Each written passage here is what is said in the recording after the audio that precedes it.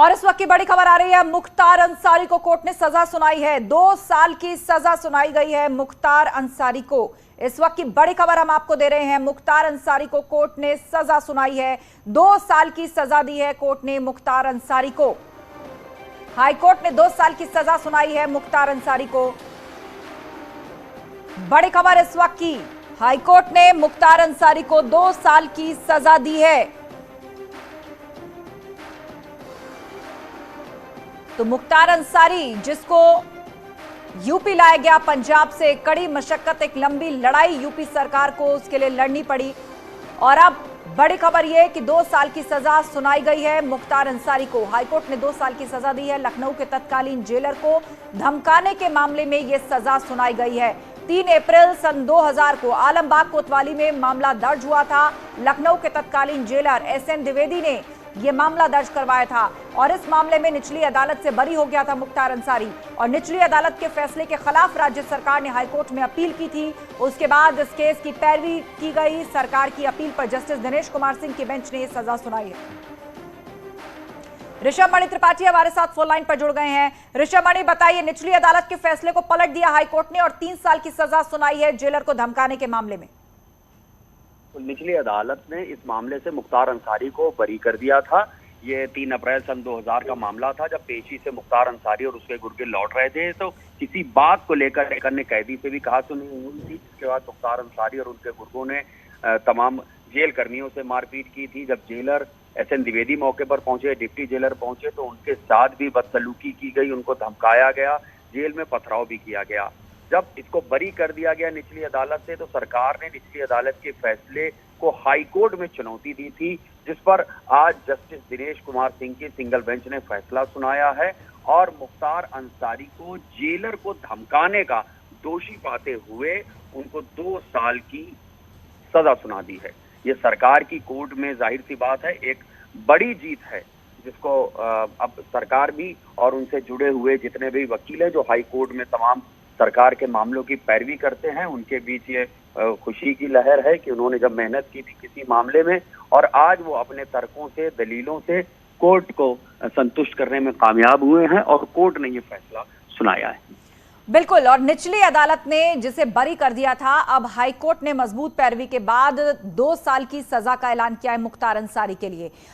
ऋषभ मणि, अगर इस केस को शुरू से उठा करके देखें तो निचली अदालत ने जाहिर सी बातें सबूतों, गवाहों या पैरवी के आधार पर ही मुख्तार अंसारी को बरी किया होगा। तो हाईकोर्ट में कितनी मजबूती से पैरवी की गई यूपी सरकार की, और बतौर सबूत गवाह कैसे अपने केस को मजबूती से रखा गया, जिसके बाद ये कामयाबी मिली है? देखिए, अब अभी सबसे पहले हम सबको इंतजार करना होगा कि जो फैसला जस्टिस दिनेश कुमार सिंह की बेंच ने सुनाया है वो अपलोड हो जाए। जब हार्ड कॉपी हमारे पास आ जाएगी या उसकी सॉफ्ट कॉपी भी जब वेबसाइट पर अपलोड हो जाएगी, तब इसको बेहतर तरीके से बताने की स्थिति में हम लोग होंगे। लेकिन ये बात कंफर्म कर दी गई है कि फैसले को पलट दिया है। जो निचली अदालत थी उसके फैसले को हाईकोर्ट ने पलटा है, और जो सरकार की ओर से अपील दाखिल की गई थी उस पर सुनवाई के बाद ये हाईकोर्ट ने फैसला सुना दिया गया है। जैसा बताया जा रहा है कि सरकारी वकीलों ने यहाँ पर मजबूत पैरवी की, कुछ ऐसे तथ्य थे जो निचली अदालत में जाहिर नहीं हो पाए थे, तमाम ऐसे तर्क थे जो निचली अदालत में नहीं दिए जा सके थे, हाईकोर्ट में वो सब जस्टिस दिनेश कुमार सिंह की बेंच के सामने रखे गए हैं, जिसके बाद ये फैसला आया है और मुख्तार अंसारी को 2 साल की सजा सुना दी है हाईकोर्ट ने। बिल्कुल, तो 2 साल की सजा मुख्तार अंसारी को हुई है, और यूपी सरकार के लिए एक बड़ी कामयाबी है। मजबूत पैरवी के कारण आज सजा हुई है। हालांकि निचली अदालत से पहले इसी मामले में मुख्तार अंसारी को बरी कर दिया गया था। हाईकोर्ट ने फैसला सुनाते वक्त क्या कुछ कमेंट भी किया है? क्योंकि आमतौर पर जब अदालती फैसले इस तरह पलटे जाते हैं तो कोर्ट की तरफ से कोई ना कोई वक्तव्य, कोई ना कोई कमेंट जरूर सामने आता है। ऋषभ मणि, देखिए, मामला थोड़ा सा गंभीर है, इसलिए जो सरकारी वकीलों से हमारी भी बात हुई है वो भी ये कह रहे हैं कि थोड़ा सा इंतजार करना चाहिए कि जो अपना लिखित फैसला है उसमें कोर्ट ने क्या क्या शामिल किया है।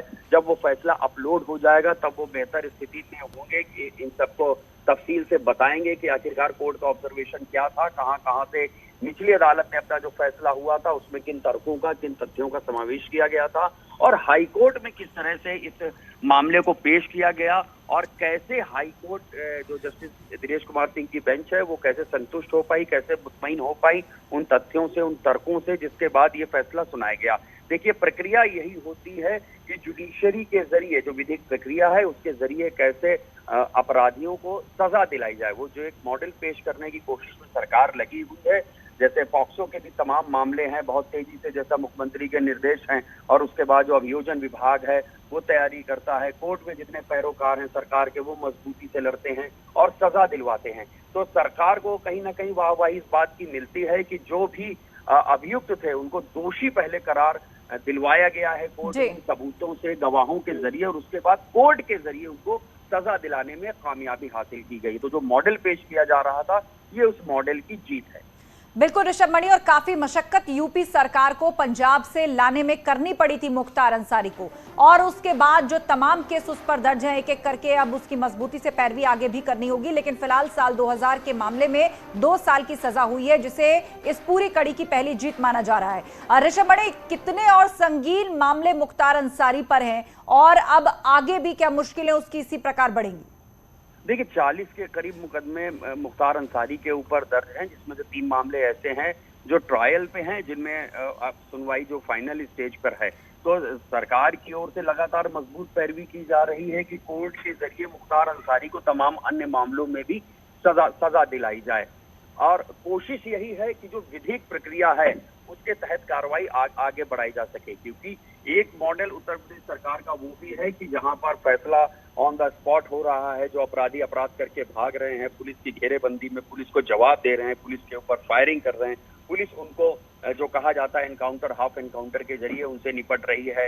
एक दूसरी प्रोसेस है कि गैंगस्टर एक्ट लगा के 14 की कार्रवाई की जा रही है, जो अपराध या अपराधियों ने भय से संपत्ति कमाई है उसको अटैच किया जा रहा है।